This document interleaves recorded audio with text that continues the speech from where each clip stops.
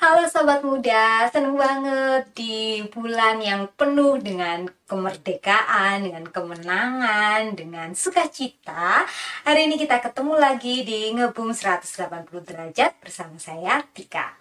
Dan hari ini kita akan membahas tentang Slaves of Righteousness atau hamba kebenaran. Kita akan sama-sama baca di dalam Roma 6 ayat 17 dan 18. Tetapi syukurlah kepada Allah.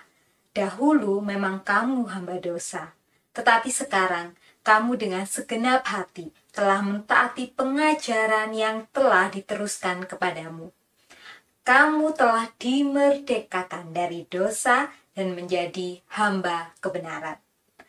Nah, kemerdekaan, kita telah memiliki kemerdekaan itu di dalam Kristus. Kristus sudah mati buat setiap kita dan menjadikan kita orang-orang yang berkemenangan, orang-orang yang merdeka.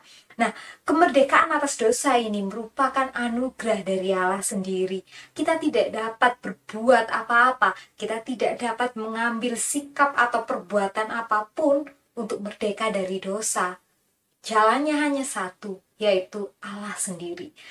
Dan tanpa pengorbanannya itulah kita tidak akan mungkin merdeka, hidup dengan keadaan yang luar biasa, penuh dengan anugerah Allah. Karena itu, sebagai anak-anak muda yang luar biasa, manfaatkanlah kemerdekaan Kristus itu. Manfaatkanlah apa yang telah Tuhan anugerahkan bagi setiap kita.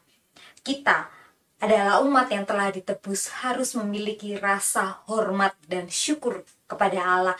Bukan kita menggunakan setiap kemerdekaan dan kebebasan kita untuk sesuatu yang fana, untuk sesuatu yang dosa, untuk sesuatu yang tidak kekal.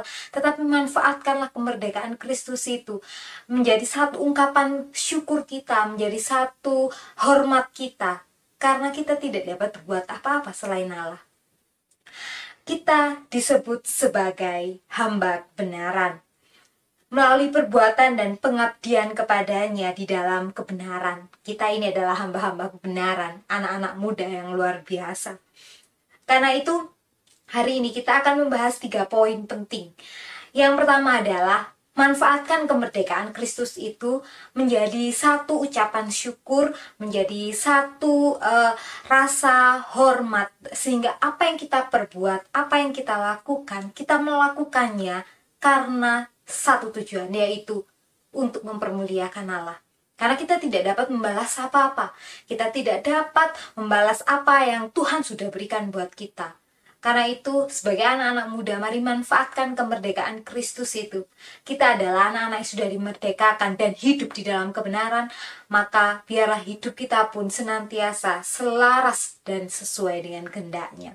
Dan yang kedua adalah kita belajar dari seorang Paulus. Kita tahu Paulus dengan kehidupannya yang sangat luar biasa.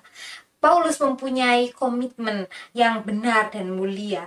Dia sungguh-sungguh menghambakan diri kepada Yesus yang adalah kebenaran itu sendiri dan mengaplikasikannya melalui pengabdiannya sebagai hamba yang siap menderita demi Kristus. Karena itu, poin yang kedua adalah seorang hamba. Kita adalah seorang hamba. Kita tidak mampu berbuat apa-apa selain karena Kristus. Karena itu biarlah kehidupan kita menjadi kehidupan yang berkenan untuk melayani Allah. Melayani di dalam kebenaran sesuai dengan kehendak Allah. Jika kita mengambil satu komitmen untuk melayani, kita harus menjadi seorang hamba yang benar-benar melayani dan melakukan segala sesuatu hanya untuk Tuhan.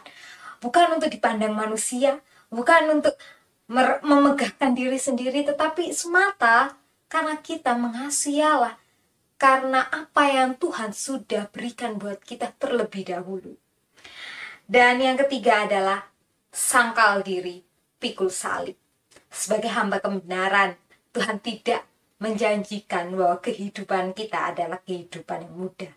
Tetapi satu hal yang luar biasa, ketika Allah sudah memerdekakan kita dan menjadikan hidup kita sangat berharga, menjadikan hidup kita hamba yang melayaninya dengan di dalam kebenaran, kita tidak berikan satu kehidupan yang selalu lancar, selalu mulus, dan apa yang kita rencanakan semuanya berhasil. No.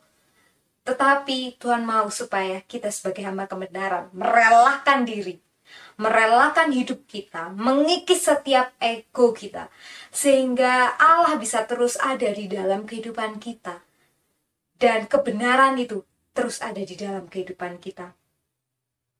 Kita harus mau menjadi hamba-hamba yang menyangkal diri, memikul salib, melayani Tuhan dengan tidak mencari popularitas pribadi, dan berani siap untuk dihina dan tidak menuntut untuk dihargai seperti Yesus yang rela sebagai manusia. Nah, luar biasa sekali.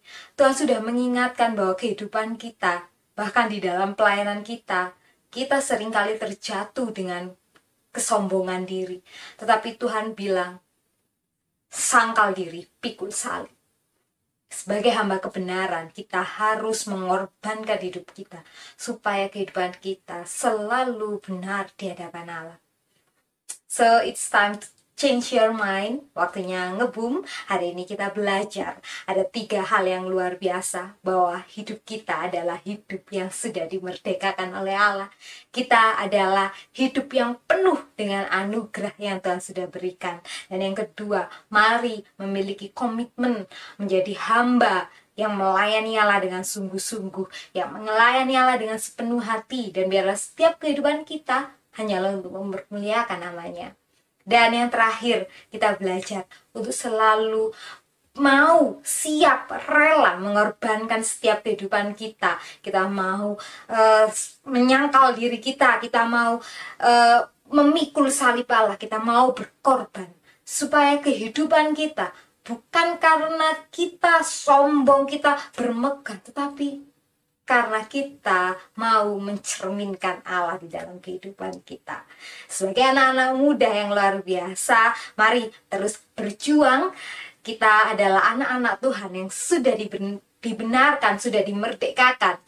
Maka biarlah perjuangan kita pada akhirnya nanti menjadi perjuangan yang berkenan di hadapan Allah, dan kita bisa siap untuk menerima mahkota kehidupan itu.